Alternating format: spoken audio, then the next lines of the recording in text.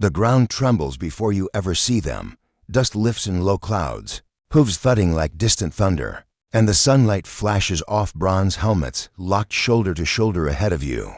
You are standing in a hoplite block, shield rim, biting into your forearm, spear angled forward, convinced that mass and discipline are enough. But as the sound spreads wider, not closer, you realize something is wrong. The enemy is not coming straight at you. You probably wouldn't survive what happens next. This moment played out repeatedly during the Greco-Persian conflicts of the 5th century BCE.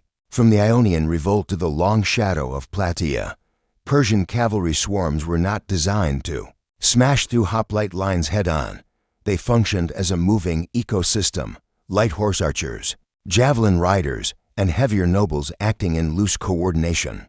Their purpose was to stretch, surround, and unbalance infantry formations that relied on cohesion. Modern historians often point to battles like Marathon, noting that Persian cavalry was absent there, but the academic debate focuses on how different that battle might have looked had the horsemen arrived on time. In functional terms, Persian cavalry operated as an extension of imperial logistics and command. Satraps raised regional horsemen who already lived in the saddle, making them faster to mobilize than citizen infantry. Their strength lay in mobility and range, but their weakness was staying power against dense, armored resistance. Hoplites, by contrast, were terrifying in a straight push, yet painfully slow to turn or pursue.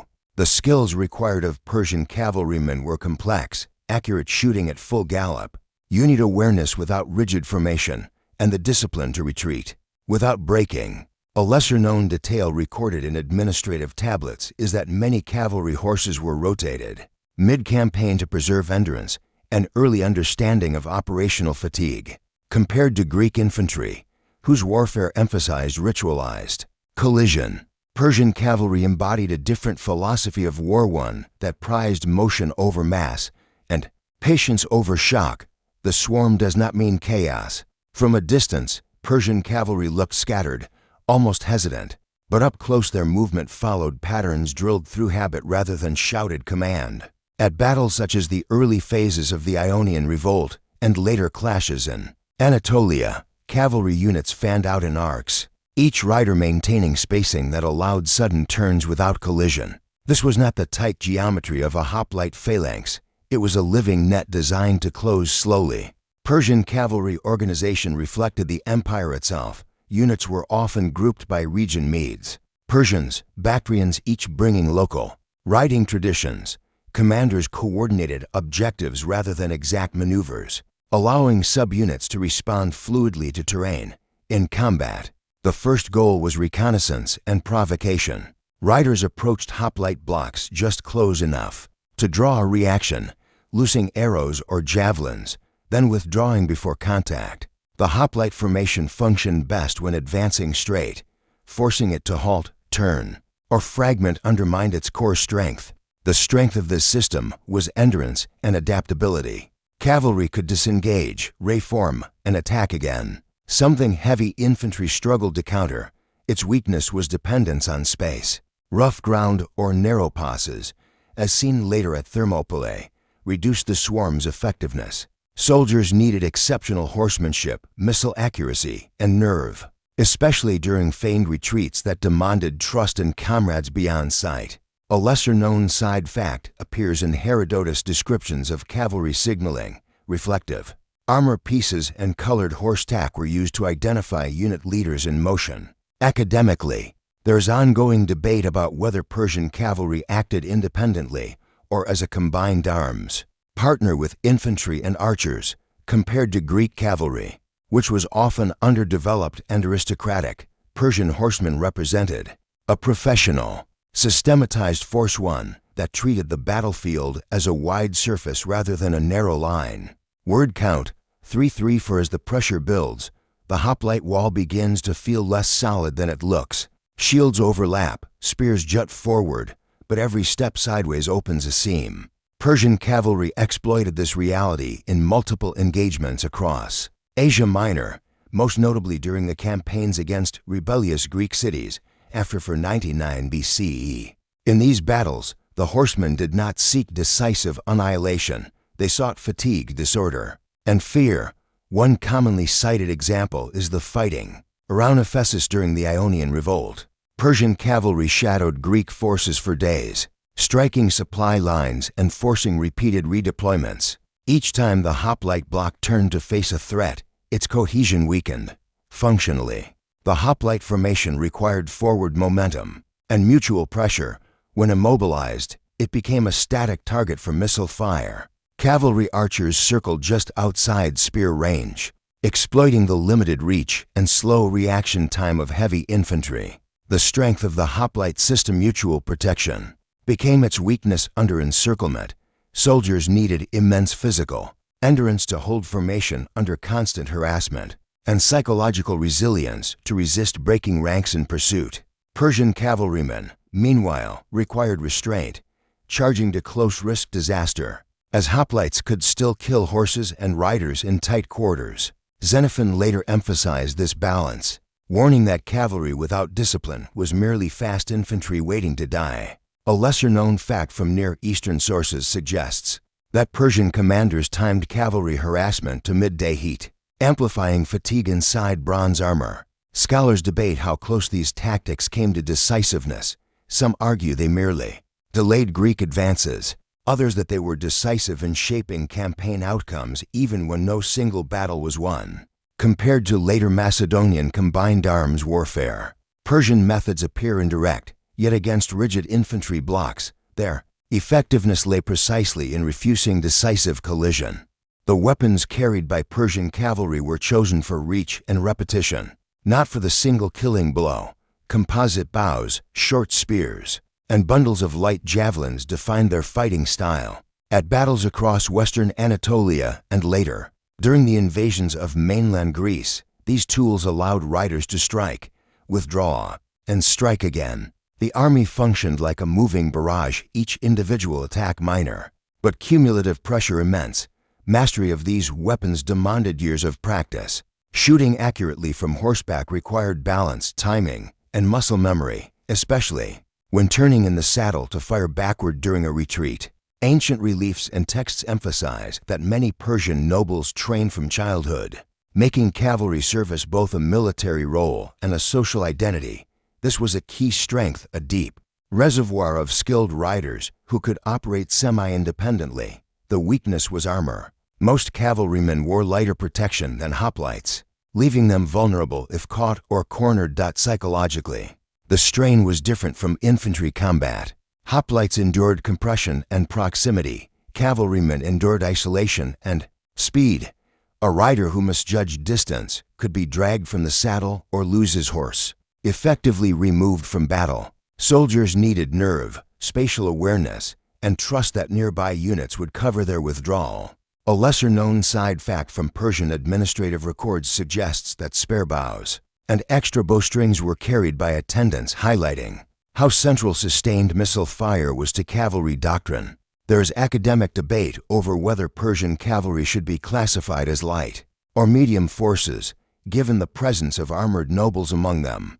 Compared to later cataphracts or the shock cavalry of medieval Europe, Persian horsemen prioritized disruption over impact against hoplite blocks. This choice shaped the entire rhythm of battle, turning what the Greeks expected to be a brief, brutal clash into a drawn-out test of stamina and discipline.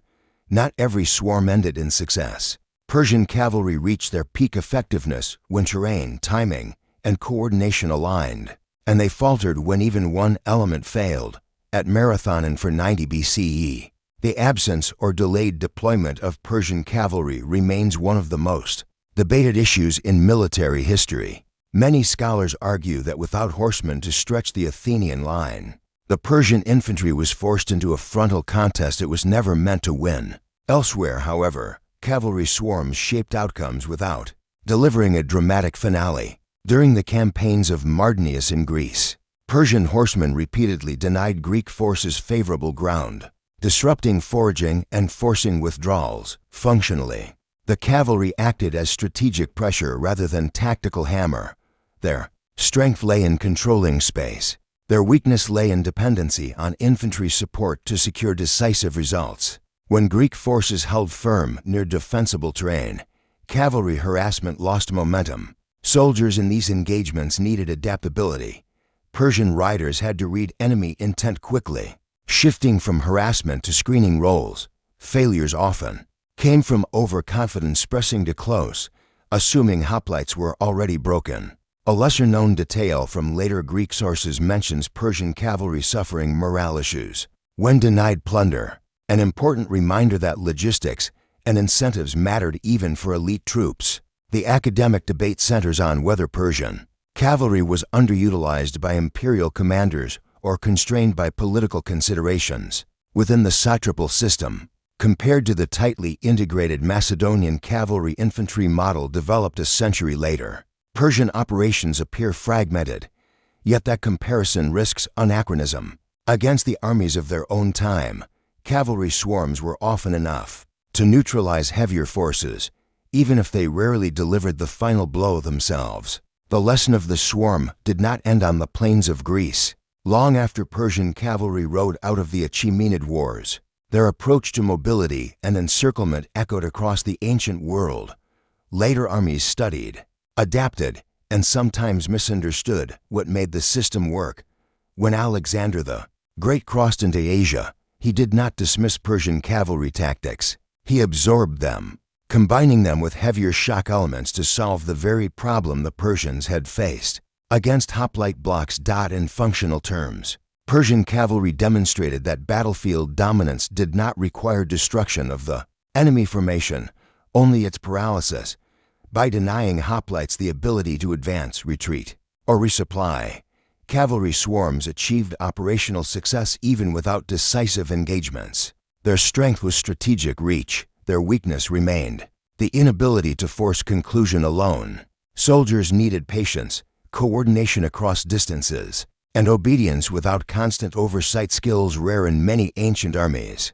A lesser-known comparison appears in Chinese military texts of the Warring States period, where similar debates emerged over mobile harassment versus massed infantry shock.